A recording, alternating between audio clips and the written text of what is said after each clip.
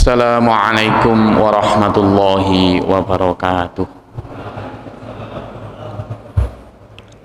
Alhamdulillah, alhamdulillahilladzi an'ama bi ni'matil iman wal islam was sihah. Asyhadu an la ilaha illallah wahdahu la syarikalah wa asyhadu anna Muhammadan abduhu wa rasuluh. Allahumma salli ala Muhammad wa ala alihi wa ashabihi ajma'in. Alhamdulillah. Wa qala Allah fil Qur'anil Karim, a'udzu billahi minasyaitonir rajim. Bismillahirrahmanirrahim. Law anzalna hadzal Qur'ana 'ala jabalin la ra'aitahu khashi'an mutasaddian min khasyatillah. Wa tilkal amthalu nadribuha lin-nasi la'allahum yatafakkarun. Shadaqallahul 'azim. Yang terhormat Bapak Ketua Yayasan Al-Ikhlas, Bapak Haji Mukhlisin, yang terhormat para Ustadz, Ketua Takmir, dan para masyayikh, yang saya hormati juga para jamaah Masjid Al-Ikhlas, Bapak Ibu sekalian. Pertama, puji syukur kehadirat Allah SWT. Pada subuh kali ini kita dibersamakan dalam keadaan sehat walafiat, dalam keadaan aman, dalam keadaan insya Allah mudah-mudahan pandemi juga sudah berlalu, sehingga kita bisa beribadah dengan normal dan bahkan lebih baik lagi. Salawat serta salam semoga Allah tetap limpahkan kepada Nabi Allah Muhammad SAW, ahli keluarga dan para penerusnya. Bapak Ibu sekalian, Ustadz, saya ini diberi waktu berapa menit ini?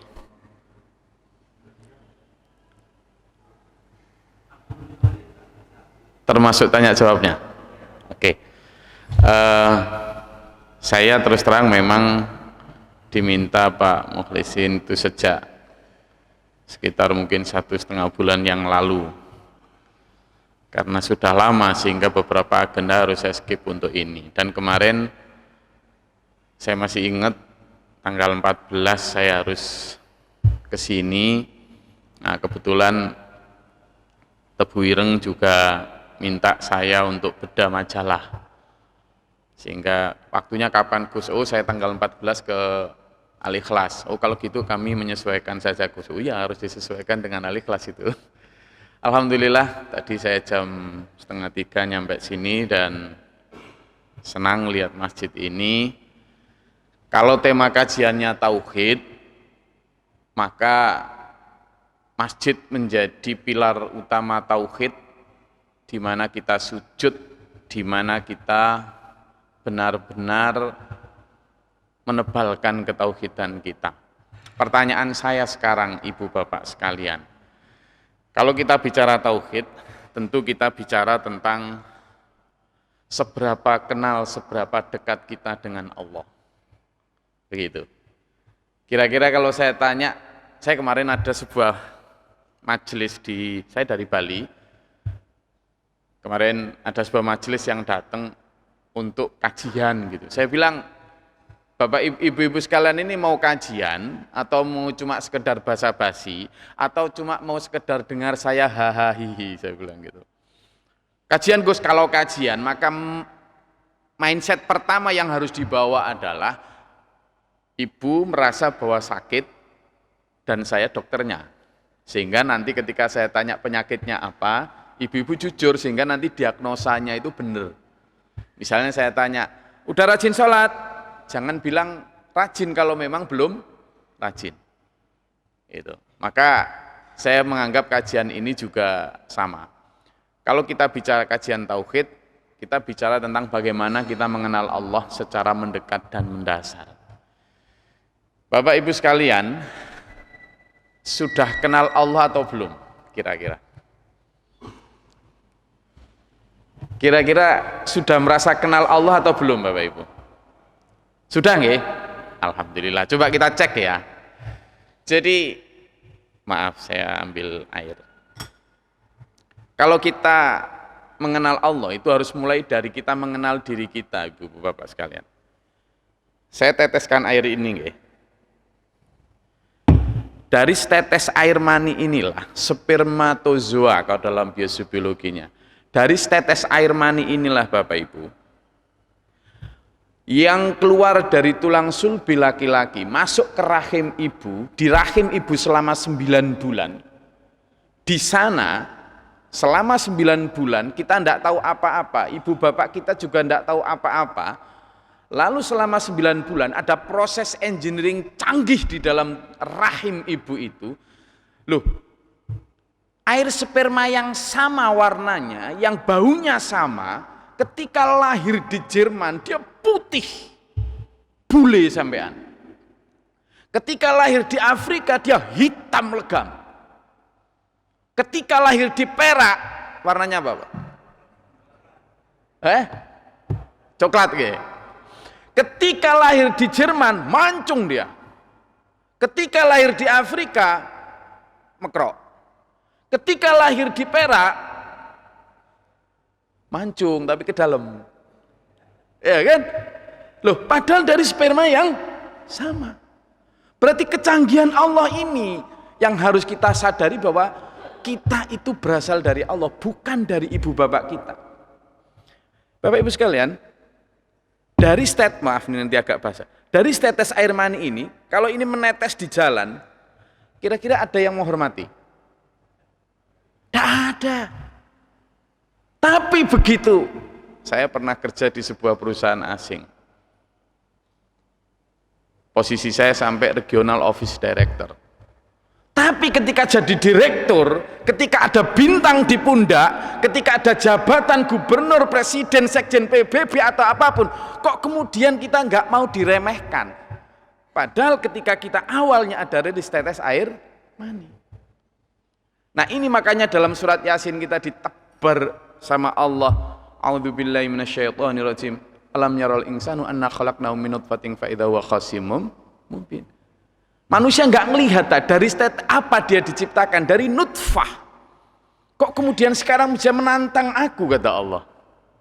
Menantang itu bukan kok kemudian kayak Fir'aun, itu terang-terangan ya, saya Tuhan. Nggak harus gitu. Kita diperintah Allah berjamaah, tapi kita sholat di rumah masing-masing. Nah ini menantang Allah, berarti yang hadir ini alhamdulillah sudah nggak nantang Allah. Nggih.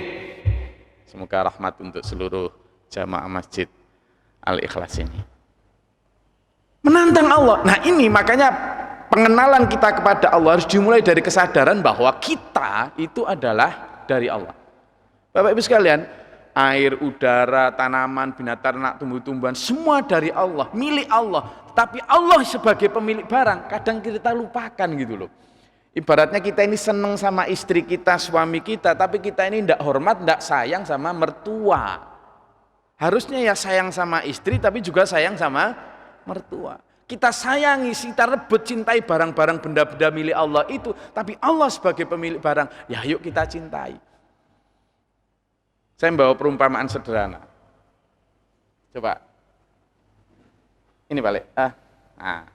Saya bawa perumpamaan sederhana. Bapak Ibu sekalian kalau melihat, ini anggap aja akuarium dah, padahal ini apa tadi? Dapat dari mana tadi Mas? Anggap akuarium. Kalau Bapak Ibu melihat ini, ada ikan yang sedang berenang di dalam. Kalau Bapak Ibu melihat ikan ini berenang ke sana kemari, dia diliputi, digenangi oleh air. Tapi si ikan nggak merasa kalau dia diliputi, digenangi oleh air. Nggak merasa dia. Nah kita Bapak Ibu, saya tidak sedang mengibaratkan Allah itu menggenangi jagat raya ini. Makanya ketika kita itidal dari ruku, Sami'allahu liman hamidah, Rabbana lakal hamdu mil'us samawati, artinya Allah memenuhi langit. Wa mil'ul ardi, dan Allah memenuhi bumi. Mil'us samawati wa mil'ul ardi. Berarti Allah memenuhi jagat raya ini. Tidak ada ruangan kosong Bapak Ibu. Saya tadi kemarin mendarat dari Bali, duduk berdiri, nyenengan tadi dari rumah berjalan. Ini berjalan, duduk, berbaring, qiyamau wa qu'udan wa ala junubihim, itu dalam genangan keagungan kebesaran Allah. Ini ayo merasa. Untungnya Allah tidak berbentuk benda padat. Kalau Allah berbentuk benda padat, kita nggak akan bisa bertempat. Untungnya kayak gini misalnya, kalau air ini jadi es, ikan nggak bisa berenang tuh. Nah, yuk kita rasakan. Apa sih Gus manfaatnya gitu? Nanti insya Allah Bapak Ibu sekalian, kalau kita merasakan hadirnya Allah di sini, hilang sifat iri, dengki, hasud, amarah, dendam itu hilang. Misalnya, ngapunten, Bapak namanya siapa? Pak Indra. Misalnya saya dekat sama Pak Indra jual minyak wangi, maka saya akan mencium bau wangi. Atau malah saya diolesi minyak wangi. Sama kalau kita dekat sama Allah, muqarrab kepada Allah, pasti dalam tanda kutip kita akan tertular sifat-sifat Allah yang Ar-Rahman, Ar-Rahim. Sehingga bohong, misalnya saya ditulis di situ Gus Haji Glory Islamic SAG, kayak kan sudah orang yang hebat beragama, beriman gitu ya. Tetapi kalau ternyata saya ini tidak kasih sayang kepada sesama, berarti saya ini belum muqarrab kepada Allah. Makanya kalimatnya jelas, a'udzubillahi minasyaitonirrajim, ara'aital ladzi yukadzibu biddin, tahukah kamu orang yang pengakuan agamanya dusta? Wadzalikal ladzi yad'ul yatim, yaitu orang yang suka menghardik anak yatim, wala yahuddu 'ala ta'amil miskin, dan orang yang tidak menyeru untuk memberi makan orang.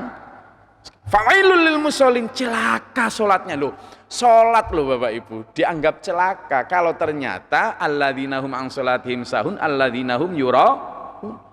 Ketika sholatnya hanya karena ingin dilihat orang, ketika sholatnya ibadah ritual vertikal, tidak berdampak pada ibadah sosial horizontal. Sehingga apa? Sholatnya menteng, tapi pelit. Nah ini karena apa? Karena tidak nyatu dengan Allah. Bapak Ibu, kenapa ini penting? Ketika kita sholat nih, iyyaka na'budu wa iyyaka nasta'in, itulah artinya gini, hanya kepadamu ya Allah kami menyembah, dan hanya kepadamu ya Allah kami meminta pertolongan. Loh, pada saat sampean sholat sendiri, itu kan sir ya, berbisik. Itu kan, iyyaka na'budu wa iyyaka nasta'in. Ya Allah hanya kepadamu kami menyembah dan hanya kepadamu kami minta tolong. Loh kita ngomong minta tolong, itu kan misalnya, ngapunten Bapak sinten? Pak Yasir. Misalnya saya ngomong, Pak Yasir, saya minta tolong ya. Loh saya ngomong gitu karena Pak Yasir di depan saya gitu loh. Sehingga saya ngomong, Pak Yasir saya minta tolong. Harusnya ketika kita sholat, merasa di sini ada Allah, iyyaka na'budu wa iyyaka nasta'in. Dialog langsung, merasa di sini ada Allah, matur, ya Allah kepadamu kami minta tolong ya Allah. Kalau ini Bapak Ibu yang kita praktikkan betul, merasa dia dengan Allah dalam sholat subuh, zuhur, asar, maghrib, isya, subuh, maka innas sholata tanha 'anil fakhsya'i wal munkar. Semuanya sholat itu bisa mencegah manusia dari perbuatan keji dan maka kalau sholatnya kepada Allah benar, sebelum sholat pelit, setelah sholat dermawan. Sebelum sholat pemarah pendendam, setelah sholat penyabar pemaaf. Sebelum sholat misalnya yang dipikir cuma dunia tok, setelah sholat ya dunia ya akhirat. Karena pas sholat tanha anil fakhsya wal munkar. Nah tapi karena kita ini, nanti ngaku ya, ketika bilang iya karena butuh ya karena nasta'in, bibir ngomong gitu tapi pikiran, kreditanku besok tak bayar apa ya. Bahkan kadang ibu-ibu nggih, ya kana butuh ya kana nasta'in, bibirnya ngomong gitu tapi pikirannya, komporku tadi tak pateni belum ya, sandalku tadi diambil orang enggak ya, statusku tadi udah di like berapa ya, sehingga bibir sama pikiran enggak nyambung gitu loh. Sehingga apa? Sebelum sholat pelit, setelah sholat gimana Pak? Tambah pelit. Sebelum sholat pemarah pendendam, setelah sholat samimawan. Akhirnya sholat sejak kecil sampai tua tidak ada perubahan sikap. Akhirnya yang sholat sama yang tidak sholat sami mawon. Nah ini yang harus kita rubah Bapak Ibu sekalian. Jadi mengenal Allah secara mendekat dan mendasar artinya bahwa dalam setiap hari perilaku kita itu mencerminkan sholat kita, mencerminkan pengetahuan kita kepada Allah. Saya tadi tidak mengibaratkan Allah dengan air, tidak bisa ya. Laisa kamitslihi syai'un. Allah tidak akan bisa diumpamakan, hanya untuk memudahkan kita berpikir saja tadi. Nggih Bapak Ibu. Jadi yang namanya tauhid itu tidak terlalu rumit, kejeron ke dalam, enggak, tetapi sesuatu yang sifatnya, coba saya ingin kasih contoh lagi ini. Jadi biar benar-benar hubungan transenden kita kepada Allah itu nyambung kepada hubungan horizontal kita. Kalau Bapak Ibu lihat jarum ini, jam ini, maka akan melihat jarum dan angka. Padahal sebelum jarum dan angka ada kaca. Tapi saking beningnya kaca, mata kita tidak bisa melihat kaca, tapi langsung melihat jarum dan angka. Saking beningnya kaca. Bapak Ibu sekalian, antara saya dengan Pak Yasir, antara saya dengan Pak Indra, di sini ada Allah, Pak. Tapi saking sucinya Allah, subhanallah, Allah latif, Allah maha suci, Allah maha lembut, sehingga saya matanya tidak bisa melihat Allah, langsung melihat Pak Indra. Padahal di sini ada Allah. Saya langsung melihat Pak Yasir, padahal sebelum saya sama Pak Yasir ada Allah. Maka nanti kalau kita meskipun mata biasa tidak bisa melihat Allah, sinar iman, mata hatilah yang bisa merasakan keberadaan Allah. Kalau ini yang kita rasakan Bapak Ibu, maka saya tidak akan berani menghina Pak Indra. Karena kalau saya menghina Pak Indra, berarti saya sudah menghina Allah. Karena sebelum saya sama Pak Indra ada Allah. Saya tidak akan berani meremehkan Pak Yasir. Karena kalau saya meremehkan Pak Yasir, berarti saya sudah meremehkan Allah. Karena sebelum saya sama Pak Yasir ada Allah. Hubungan antar manusia, human relationship yang dibangun berdasarkan akidah tauhid bahwa kita merasa ada Allah. Insya Allah ini antar manusia akan bukan hanya toleransi. Saya sendiri Bapak Ibu sekalian di Bali, pondok pesantren kami ada di lingkungan mayoritas Hindu. Jadi musolah kami di samping situ masih ada patung besar yang tiap hari di sembayang. Kalau kami tahajud gitu, kalau di sini enak tuh bau minyak Madinah, gitu kan. Kalau kami di sana ya bau menyan lah. Apa maksudnya? Karena kita menancapkan toleransi, menancapkan tentang bagaimana kisi-kisi beragama itu benar-benar berdasarkan itu. Maka yang kedua Bapak Ibu sekalian, ayo kita dalam menancapkan tauhid itu didasarkan pada pemahaman bahwa semua manusia adalah saudara.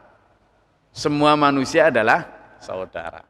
Apapun sukunya, apapun rasnya, apapun agamanya, dalam konteks ya Bani Adam, wahai anak Adam, kita adalah saudara. Meskipun kita berbeda dalam iman, meskipun kita berbeda dalam agama. Tentu toleransi dalam batas tertentu. Kenapa dulur? Kita dalam surat Yasin dijelaskan. A'udzubillahi minasyaitonirrajim. Bismillahirrahmanirrahim. Alam ahad ilaikum ya Bani Adam, alla ta'budu syaitan, innahu lakum aduwwum mubin. Bukankah sudah aku peringatkan kepada kalian manusia bahwa kamu jangan mengikuti setan, karena setan itu musuhmu yang nyata. Jadi musuh kita adalah setan, bukan sesama manusia. Kenapa ayat tadi nyebut ya Bani Adam, bukan ya ayyuhalladzina amanu atau ya ayyuhal muslimun? Karena ini sifatnya am. Apapun agama, suku, bangsamu, kamu musuhmu adalah aduwwum mubinmu, itu adalah setan. Setan di mana? Di sini, Pak. Di dalam hati kita, fi sudurin nas, di dalam dada kita. Jadi yang perlu kita waspadai itu adalah musuh gaib, melatih diri mengetahui musuh gaib, setan di hati. Sini. Membisik, menasihati, datang dari depan, kanan, belakang, mengajak manusia berbuat buruk. Bahkan dalam surat Al-Mujadalah disebutkan, a'udzubillahi minasyaitonirrajim, istakhwadha 'alaihimus syaiton fa'ansahum dzikrullah. Manusia kalau sudah dikuasai setan, lupa Allah. Terjadi Bapak Ibu, kalau sudah dikuasai setan itu kayak penumpang bis dikuasai sopir, belok kiri, belok kanan, apa kata sopir? Manusia kalau sudah dikuasai setan, apa saja kehendak hati diikuti seolah-olah kehendaknya sendiri. Terjadi. Naudzubillah min dzalik, seorang bapak kandung memperkosa anak kandung sampai hamil. Setelah hamil karena malu dibunuh. Nah, biar dibunuh nggak ketahuan dibunuh, digantung biar kelihatan bunuh diri. Naudzubillah min dzalik. Di samping desa saya itu ada seorang laki-laki bonceng pacarnya, ini motornya pacarnya. Dibonceng, dibawa ke gua, di gua diperkosa, setelah diperkosa dibunuh, setelah dibunuh masukin karung, dibuang ke Bengawan Solo, motornya dijual. Di Jakarta itu ada guru agama, padahal harusnya pengetahuan agamanya kuat. Berantem sama istrinya, potong-potong jadi 10, dibunuh, dipotong-potong jadi 10. Di Medan, bapaknya pulang dari kantor dibunuh, ibunya pulang dari pasar dibunuh, Mbak Yunya pulang dari kuliah dibunuh, adiknya pulang dari sekolah dibunuh, hanya karena minta motor belum dikasih. Malah di Taiwan, konon ke awalnya dikira hoax, tapi setelah ada jurnalis melakukan investigasi, ternyata benar, ada restoran yang jual sop bayi manusia. Setelah diteliti ternyata di belakang itu ada ibu-ibu terlantar yang kemudian diprint untuk hamil, nanti kalau sudah 3-4 bulan dipaksa untuk lahir untuk dijadikan sop. Jangankan kemanusiaan, kebinatangan saja loh sudah tidak, kesetanan Bapak. Ini karena apa? Ya itu tadi, karena dikuasai setan. Gus, itu kan jauh di sana Gus. Lo hati-hati. Setan itu dalam mengadu domba manusia, macam-macam. Antar supporter bola, tawuran. Gitu? Antar kampung, tawuran. Antar partai, tawuran. Antar kelompok, teman-teman. Bahkan paling kecil misalnya, kondek sing keliru. Wah, jadi si ibu, sampean Mas kurang ajar, kamu ini. Bapak ngambil apa? Gelas, lempar, ibunya ambil napa Bu? Mundut napa Bu? Piring. Oh, berarti tahu gitu. Piring gelas di rumah habis. Digawean teman-teman wong wedok karo wong lanang. Yang tepuk tangan siapa Bu? Setan. Nah ini yang harus kita kendalikan. Dulurku jamaah Masjid Al-Ikhlas, kalau cuma tembak-tembakan, bom-boman, rudal-rudalan teman-teman antar manusia, itu masih rendah. Tapi kalau kita, musuh kita itu udah nggak kelihatan lagi siapa. Bukan hanya nggak kelihatan dalam asimetris ini, tetapi dalam konteks astral sudah. Setan di sini loh. Jadi yang kita ketahui adalah setan. Enggak Bapak Ibu. Nanti kalau kita sudah paham bahwa musuh kita setan, kita enggak gampang nyalai orang. Enggak gampang ngelokno orang. Melihat orang salah dosa, itu seperti melihat anak kecil kejegur sumur. Enggak kok kita lempari batu, tapi kita tolong. Orang lain salah dosa, itu terjerumus dalam kesesatan. Dekati mereka bil mau'izatil hasanah. Dekati dengan baik, ojo olok-olok itu kayak dilempari batu. Atau seperti melihat rumah kebakar, jangan disiram bensin, siram air. Orang salah, dosa, marah-marah, sampean olok-olok, sampean benci, itu kayak disiram bensin itu. Dekati, ono apa to Cak? Kok sampean ngono iku lala lapo? Aku lho Mas, lapo? Utangku akeh. Ayo padha nek ngono. Nah kan, minimalkan ada curhat. Atau seperti melihat burung kecil dicengkeram kucing. Kalau mau menyelamatkan kucing, burungnya, jangan burungnya diotok-otok. Kucingnya pukul biar lepas, burungnya bebas. Manusia salah dosa, seperti surat Al-Mujadalah tadi, karena dicengkeram setan. Dia tidak kuasa tuh. Maka bagaimana? Ya Allah, itu saudaraku dicengkeram setan, berbuat salah dosa, lepaskan ya Allah. Sadarkan dia ya Allah. Al-Fatihah. Nah ini enggak, kita mendoakan enggak pernah ngolok-ngolok iya. Nah ini ya kita rubah nih dulur. Bener ini. Ini penting kenapa? Supaya damai negeri ini, supaya damai manusia ini. Orang meskipun mungkin berbeda dalam hal ideologi, dalam hal prinsip, di dalam hal agama, tetapi bagaimanapun mereka adalah saudara kita, sesama anak cucu Adam. Maka let's be united. Maka ayo kita bersatu sebagai apa? Human being, sebagai manusia. Lalu musuh kita, common enemy kita, musuh bersama kita adalah setan, dan itu ada dalam diri kita masing-masing. Yuwaswisu fi sudurinas. Jadi kita itu sering kali gini loh Pak, nunjuk-nunjuk orang reformasi itu. Kamu, padahal ketika kita nunjuk orang, jari telunjuk ini satu tok yang ke orang. Tapi yang 3 ke kita loh. Jadi banyak mana salahnya orang lain daripada kita? Banyak kita. Makanya ini muhasabah binafsi. Yang terakhir, sebelum nanti kita tanya jawab Bapak Ibu. Ekonomi kita itu harus ekonomi berdasarkan prinsip pemerataan. Gimana caranya? Kita harus punya prinsip ekonomi dunia akhirat.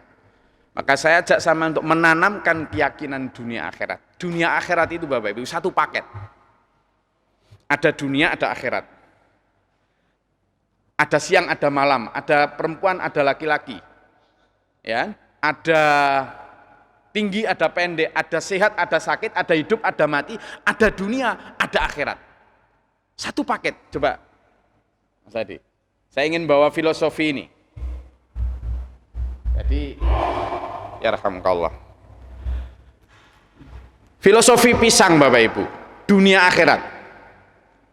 Jadi kalau Bapak Ibu melihat pisang ini, kalau di tempat saya namanya gedang. Pisang ini ada kulit, ada isi. Kulit dan isi. Kulit saya ibaratkan dunia, isi saya ibaratkan akhirat. Kulit dan isi. Kulit dan isi dalam Al-Quran disebutkan a'udzubillahi minasyaitonirrajim ya'lamuna adh-dhahira minal hayatid dunya wa hum 'anil akhirati hum ghafilun. Kebanyakan manusia itu hanya tahu kulit adh-dhahir dari kehidupan dunia, sementara wa hum 'anil akhirati hum ghafilun, terhadap akhirat yang merupakan isi inti kehidupan, ghafilun, mereka lalai. Kenapa lalai? Coba lihat. Kulit dan isi jadi satu, Bapak. Di sini bukan kok kulit di sini isinya di Probolinggo, kulit di sini isinya di Australia, enggak. Kulit di sini isi di sini. Loh, kulit di sini isi di sini sama. Dunia akhirat jadi satu di sini. Kok gitu, Gus? Ya, coba ya. Ketika ada orang meninggal, belum dikubur itu, jasadnya masih di sini. Tapi ruhnya sudah melihat akhirat. Padahal jasadnya masih di sini. Berarti apa? Untuk orang yang mati ini seperti hanya dibukakan tabir ghaib gitu aja itu. Sementara kita yang masih hidup belum dibukakan sehingga nggak mikir akhirat. Kenapa kita nggak bisa melihat isi? Karena ditutupi kulit. Kenapa kita jarang mikir akhirat, kebutuhan akhirat? Karena sibuk mikir kebutuhan kulit, kehidupan dunia, sehingga lupa kebutuhan akhirat. Saking rapatnya kulit nutupi isi, Bapak Ibu sekalian. Jangankan orang buta bisa melihat isinya, orang melek loh nggak bisa melihat isinya. Saking banyaknya urus ini sibuk itu, kejar ini kejar itu, seneng ini seneng itu, kebutuhan kulit kehidupan dunia rapat nutupi kebutuhan akhirat, sehingga jangankan orang awam, orang alim aja loh kadang nggak mikir akhirat. Kalau mikir akhirat mestinya kayak Rasulullah Muhammad sallallahu alaihi wasallam. Saking mikirnya akhirat, harta beliau dibawa pulang ke akhirat dengan cara disedekahkan untuk bangsa, agama dan negara. Lah sekarang ini mohon maaf ngapunten, katanya mikir akhirat, gak tega Bapak Ibu kalau kemudian sampai punya rumah harga miliaran padahal umatnya masih ada di kolong jembatan.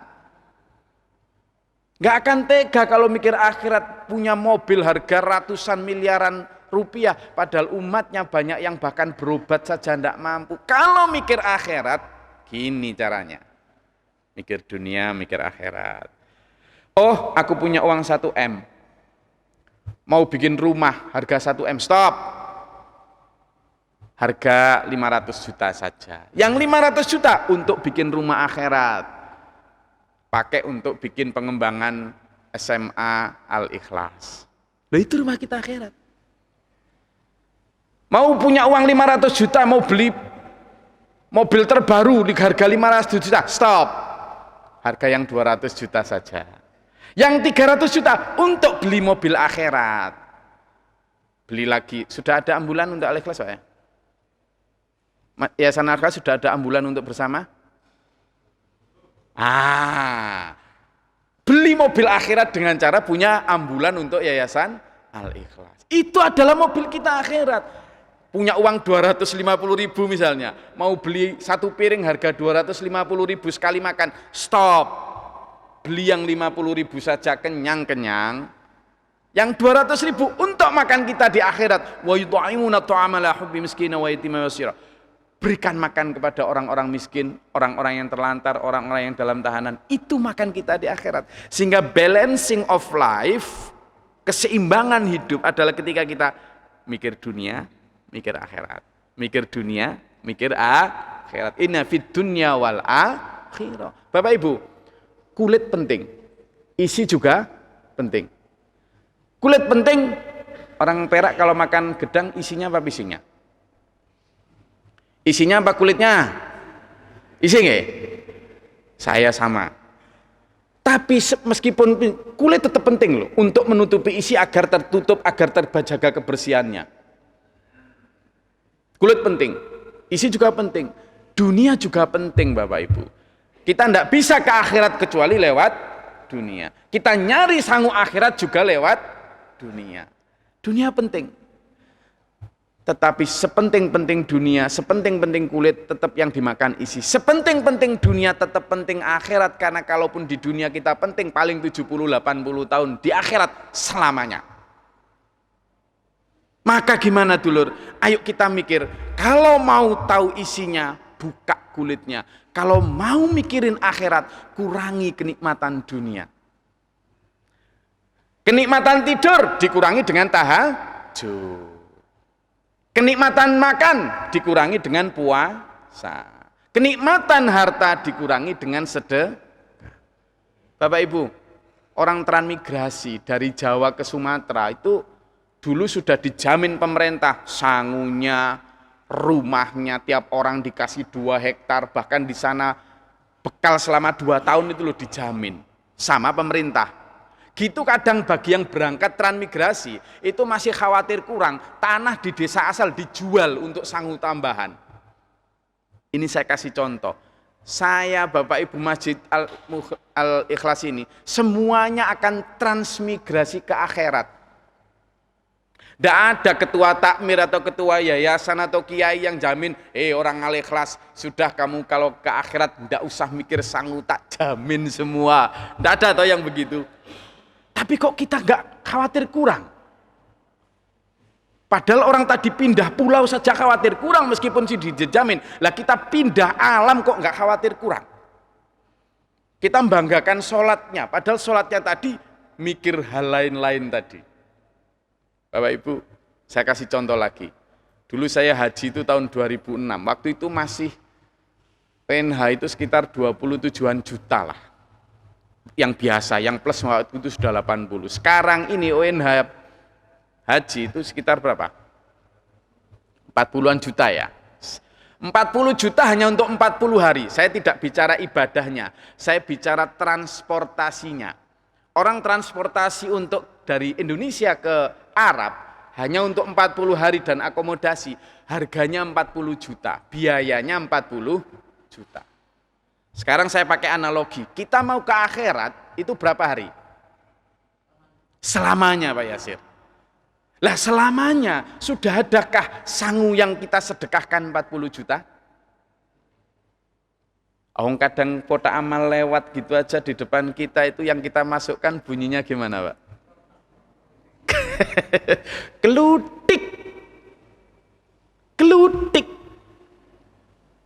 Gitu kok kita merasa cukup. Mohon maaf ini, saya tidak meremehkan amal ibadah Bapak Ibu sekalian, tapi saya ingin meningkatkan, lift up, ditingkatkan. Betul. Kenapa Bapak Ibu? Kita ini dibohongi. Kita ini dibohongi gini, mohon maaf. Ya, misalnya ini kakek, ini bapak, ini anak, ini cucu. Misalnya ini. Kakek kerja siang malam. Kakek kerja siang malam. Lalu dia bisa beli tanah dari hasil kerjanya. Ketika ditanya, "Kek, untuk apa hasil usahamu?" "Ya untuk tinggalan anak istri lah." Gitu. Suatu saat si kakek dipanggil Allah pulang ke akhirat. Tanah diwaris sama bapak ini. Bapak juga gitu, kerja siang malam, akhirnya bisa bangun rumah di atas tanah warisan. Ketika ditanya, "Untuk apa hasil itu Pak?" "Ya untuk tinggalan anak istri lah." Suatu saat dia pulang ke akhirat juga. Dilanjutkan anaknya juga gitu, kerja siang malam. Entah jadi kuli, jadi pegawai, jadi pedagang, akhirnya dia bisa beli mobil atau motor. Ditanya, "Untuk apa hasil usahamu?" "Ya untuk anak istri lah." Suatu saat si anak juga pulang ke akhirat. Dilanjutkan cucunya juga begitu. Kerja siang malam akhirnya bisa beli tanah lagi. Akhirnya dia ditanya, untuk apa hasil kerjamu? Untuk anak istri. Suatu saat dia juga pulang ke akhirat. Lihat Bapak Ibu, kakek, bapak, anak, cucu pulang ke akhirat. Di sana melarat bareng setan yang umumnya disebut neraka. Neraka itu celaka karena nggak bawa sangu dari dunia. Seluruh hasil usahanya tadi katanya untuk anaknya, katanya anaknya, tertinggal semua di dunia. Satu generasi dibohongi setan gini, hei manusia, itu hasil kekayaanmu halal, kembangkan seluasnya, nikmati sepuasnya, tapi jangan bawa pulang ke akhirat. Maksudnya apa? Jangan sedekahkan. Kalau kamu sedekahkan nanti kamu gimana? Nanti kamu itu sudah ada dalam surat Al-Baqarah. A'udzubillahi minasyaitonirrajim. Asyaitonu ya'idukumul faqra wa ya'murukum bil fahsya. Setan itu menakut-nakuti manusia akan kemiskinan sehingga dia pelit. Akhirnya apa? Benar, yang disedekahkan cuma sedikit pulang ke akhirat. Bapak Ibu sekalian, manusia itu ketika mati ditarik nyawanya dari ujung kaki sampai ujung rambut. Ketika nyawa sudah ada di tenggorokan, sakaratul maut, pada saat itu dia sudah tahu sangunya kurang atau sangunya cukup. Dia nanti siksa atau pahala, neraka atau surga, kelihatan, tapi nyawanya sudah di tenggorokan. Maka dia matur kepada Allah dalam surat Al-Munafiqun disebut, A'udzubillahi minasyaitonirrajim. Dia menghadap kepada Allah, Rabbi laula akhartani ila ajalin qarib. Ya Tuhanku, tolong tangguhkan nyawaku barang sebentar saja ya Allah, ila ajalin qarib. Saya tak kembali ke dunia ya Allah. Ternyata sholatku gak cukup untuk modalku. Tapi aku punya harta, aku punya sesuatu yang dulu aku pelit menginfakkan. Apa? Fa'asaddaqa wa akum minas sholihin. Dia ingin pulang ke dunia dulu untuk bersedekah dan menjadi orang saleh. Tapi apa kata Allah? Wala yu'akhirallahu nafsan idza jaa ajaluha wallahu khabirum bima ta'malun. Allah tidak akan menunda ajal seseorang. Allah tahu apa yang kamu lakukan. Jungkir balik nangis ini, teriak-teriak nyawa. Maka Bapak Ibu sekalian, saya ingin akhiri sesi tausiah saya dengan satu kalimat. Ayo kita persiapkan bekal kita di akhirat sebelum nyawa dicabut. Dan nyawa dicabut bisa nanti malam atau besok. Ada sebuah instastory, Instagram, status Instagram gini. Tebak mau kemana aku? Tebak mau kemana aku? Ternyata 2 jam kemudian dia mati di tol. Berarti pada saat dia bikin instastory tadi, dia nggak sadar sama sekali bahwa dia akan mati. Merasanya 2 jam kemudian nyampe Surabaya di Nganjuk kan? Yang artis kemarin. Nah, kita pun begitu, kita nggak tahu nanti malam atau besok. Makanya Allah berfirman, A'udzubillahi minasyaitonirrajim, ya ayyuhalladzina amanu taqullaha wal tanzur nafsum ma qaddamat lighad wattaqullaha innallaha khabirum bima ta'malun. Persiapkan kalau andainya nanti malam atau besok kamu dipanggil Allah. Wala takunu kalladzina nasullaha fa ansahum anfusahum ulaikumul fasiqun. Jangan seperti orang yang lupa, itu orang dosa itu. Tiler iman A, iman B, iman C. A, B, C. Iman A iman yang paling tipis, B iman sedang, C iman tinggi. A, B, C. Iman A, kalau misalnya punya penghasilan 4.000, yang tipis ini, akan, tak sedekahkan 1.000 aja dah untuk akhiratku. Yang 3.000 untuk kebutuhan sehari-hariku di dunia. Ini iman tipis. 1.000 akhirat, 3.000 dunia. Iman B, iman sedang, mikirnya 50-50 dia. Kalau aku punya penghasilan 4.000, 2.000 untuk akhiratku, 2.000 untuk dunia. Iman C, iman tinggi, dia mikirnya gini, aku paling di dunia 70 tahun, di akhirat aku selamanya. Di dunia kalau aku nggak punya, aku bisa pinjem Pak Mukhlisin. Kalau di akhirat nggak punya, aku pinjem siapa dah? Di sana cuma api sepanjang alam. Ya sudahlah, aku punya penghasilan 4.000, aku tak hidup sederhana saja 1.000 di dunia, yang 3.000 untuk akhiratku sana. Nah, di atas iman C ini ada imannya para nabi, para sahabat, yang 4.000 diserahkan semua. Tapi kan kita nggak bisa seperti iman para nabi, para sahabat. Ya iman C lah, 3.000 akhirat, 1.000 dunia. Kalaupun nggak bisa iman C, iman B. 2000 akhirat, 2000 dunia. Kalaupun nggak bisa iman ini, iman A. 1000 akhirat, 3000 dunia. 3 konsep tadi Bapak Ibu sekalian yang bisa saya sampaikan. Monggo kalau mau ada yang ditanyakan, kita menyebutnya sebagai 3 proyek besar umat manusia yang menurut kami, ayo kita tanamkan betul mulai dari tadi, mengenal Allah secara mendekat dan mendasar. Benar-benar orang kata Allah, orang yang ulul albab adalah alladzina yadhkurullaha qiyaman wa qu'udan wa 'ala junubihim, orang yang selalu mengingat Allah ketika duduk berbaring dan berdiri. Yang kedua tadi, kita tidak punya musuh manusia, musuh kita adalah setan di hati kita masing-masing. Yang ketiga, menanamkan keyakinan dunia akhirat tadi. Saya rasa itu, monggo kalau ada yang mau diperjelas silakan.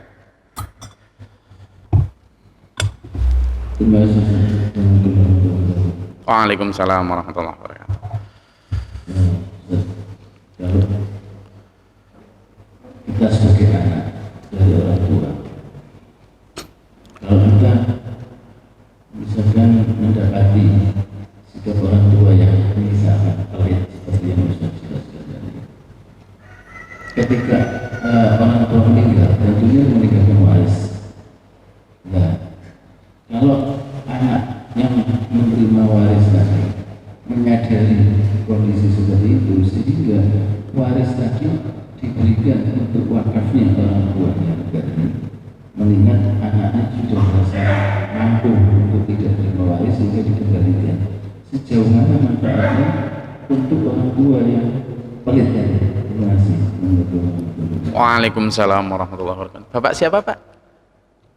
Pak Afif. Alhamdulillah Pak Afif, barakallahu ilaika. Mudah-mudahan dapat barokah Allah dengan pertanyaan ini.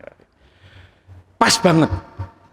Pendiri Yayasan SPMA, saya mengelola Yayasan SPMA itu, Yayasan SPMA yang kemarin Pak Mukhlisin, Ustadz Ardiansyah juga sudah mengunjungi di Lamongan. Itu punya cabang di 103 titik di seluruh Indonesia.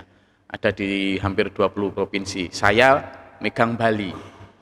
Nah, pendiri Yayasan SPMA, Bapak Guru Muhammad Abdullah Mukhtar, Pak Afif, itu persis seperti yang saya, ya alhamdulillah. Kalau ada orang bersin, kita wajib menjawab gimana? Ya rahmukallah. Yang bersin harus mengucap gimana? Alhamdulillah. Itu sunnah Rasul ya. Saya kembali ke Pak Afif. Jadi Pak Afif, waktu Pak Guru Mukhtar, kami menyebutnya Pak Guru Mukhtar, itu kan ayahnya orang kaya raya. Di kampung, di kecamatan itu, hampir sekecamatan paling kaya lah.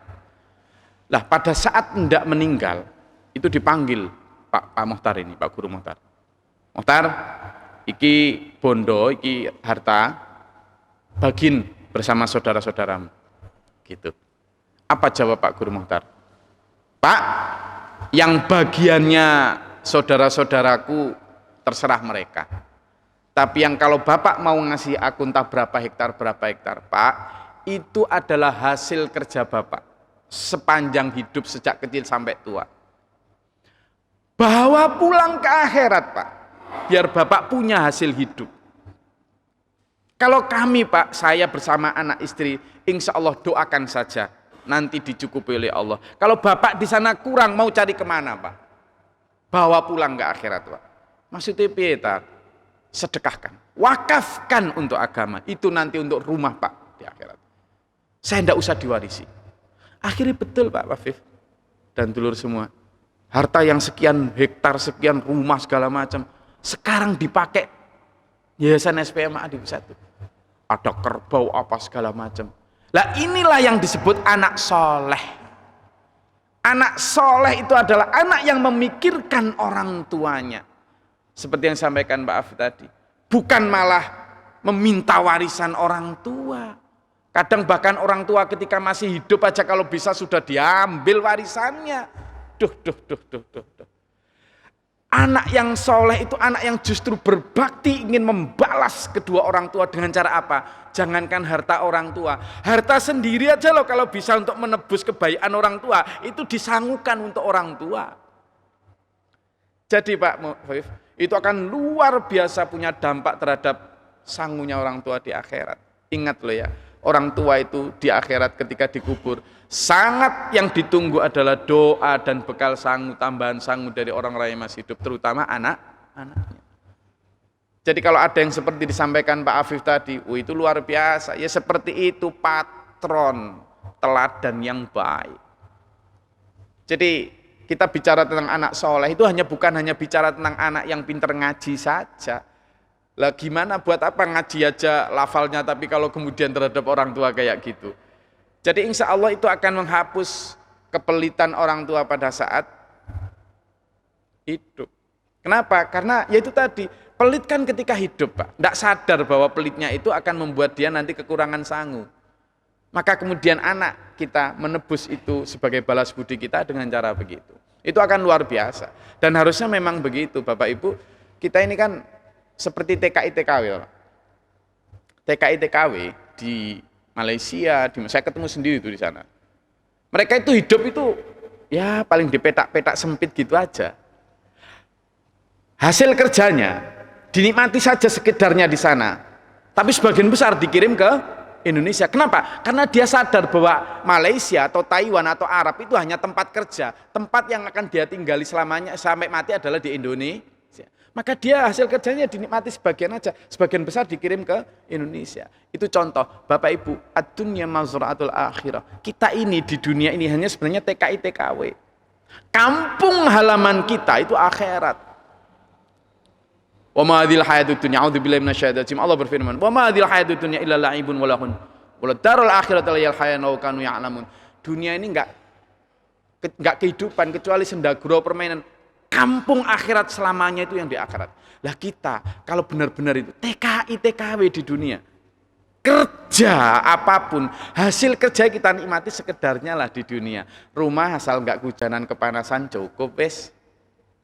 Baju asalkan tutup aurat, suci cukup, wis nggak usah bermerek.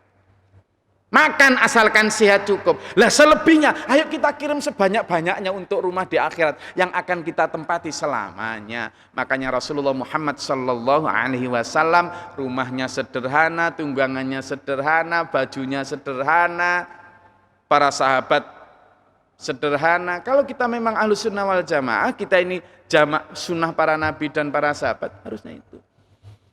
Makanya tadi yang saya sebut Pak Guru Muhtar itu sampai akhir hayat beliau meskipun menemui gubernur, menemui siapapun, ya lesehan tidak punya sofa Pak. Punya cabang segitu banyak, merawat anak yatim segitu ratusan, bikin panti asuhan lantai berapapun, rumahnya dari bambu. Karena konsep tadi. Begitu Pak Afif. Terima kasih. Enggak ada yang lain? Ibu-ibu? Silakan. Semoga ada ibu-ibu yang mau tanya.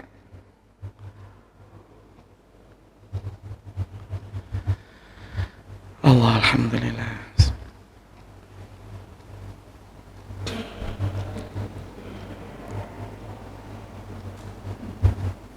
Oh nggih, atau bapak-bapak ada yang mau tanya lagi? Cukup nggih? Nggih. Ada? Terima kasih. Saya rasa cukup kajian kita pada pagi hari ini. Saya terima kasih atas undangan dan kesempatannya. Doakan saya juga biar saya enggak jadi orang yang jarkoni. Apa Pak jarkoni? Pinter ngajar ora iso nglakoni. Sarung plekat didondomi, pinter nasehat ora iso nglakoni. Itu kenapa? Karena kabura maqtan indallah an taqulu ma la taf'alun. Itu murka besar di sisi Allah untuk orang yang hanya bisa ngomong, tidak bisa menjalankan. Doakan saya biar nggak seperti itu. Doakan saya biar nggak not action talk only, nggak ada aksi hanya bicara. Saya pengen benar-benar, karena apa yang saya sampaikan tadi memang butuh guru Pak. Butuh orang yang menjadi guru, yang bisa digugu ucapannya dan ditiru tindakannya. Nggak hanya ngomong.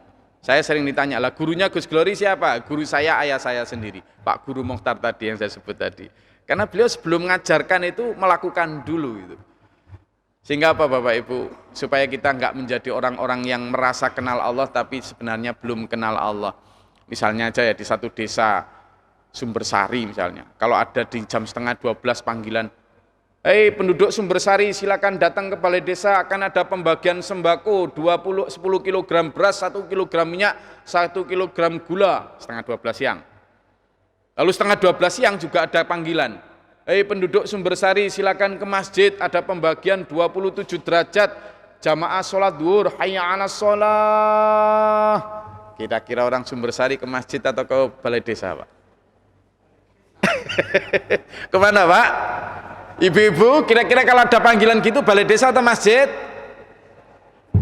Saya ceramah mulai Kalimantan, Lombok sampai Aceh, jawabannya sama, balai desa. Berarti kita kan masih kepincut sama sembako tadi daripada tingkatan 27 derajat salat jamaah. Ya ke balai desa dulu Gus, nanti baru ke masjid. Ya enggak dapat jamaah, sudah selesai jamaahnya. Kan gitu. Jadi ini yang buat ngukur kita secara sederhana. Saya tidak sedang melemahkan atau merendahkan amal. Insya Allah Bapak Ibu sekalian yang sholat subuh ini, sejak dari rumah sampai ke sini, setiap langkah kata hadis ditingkatkan 1 derajat. Setiap langkah dihapuskan 1 dosa. Sehingga Bapak Ibu tadi berangkat dari sini, insya Allah dihapuskanlah dosa-dosanya. Insya Allah ditingkatkan derajat-derajatnya. Apa yang saya sampaikan tadi adalah untuk meningkatkan lebih tinggi lagi. Sehingga bukan untuk meremehkan amal ibu bapak sekalian, tapi untuk bagaimana lift up, bagaimana menjadi khairun nas, menjadi orang-orang yang ahsanu amalah. Karena kita pada akhirnya yang ditanya adalah bukan yang terbanyak, tapi adalah yang terbaik, the best of the best. Saya rasa itu mudah-mudahan Allah merahmati kita, meridhoi kita, menuntun kita dalam jalan siratal mustaqim ila akhir hayah husnul khatimah. Amin. Terima kasih, itu dari saya. Mudah-mudahan Allah merahmati kita. Mari kita akhiri dengan berdoa bersama. Semoga Allah menuntun kita dalam siratal mustaqim ila akhir husnul khatimah. Amin. Allahumma shalli wa sallim barik ala Muhammadin. Allahumma ighfir lil mu'minin wal mu'minat wal muslimin wal muslimat al ahya'i minhum. Astaghfirullahaladzim. Allahumma ihdina fi man hadait wa afina fi man afait wa lana fi man tawallait wa barik lana fi ma atait wa qina syarra ma qadait fa innaka taqdi wa la yuqda 'alaik wa inna la yadhillu man walait wa la yu'izzu man atait tabarakta rabbana wa ta'ala lakal hamdu wa la man qadaita. Astaghfiruka wa atubu ilaika. Sallallahu alaihi wasallam.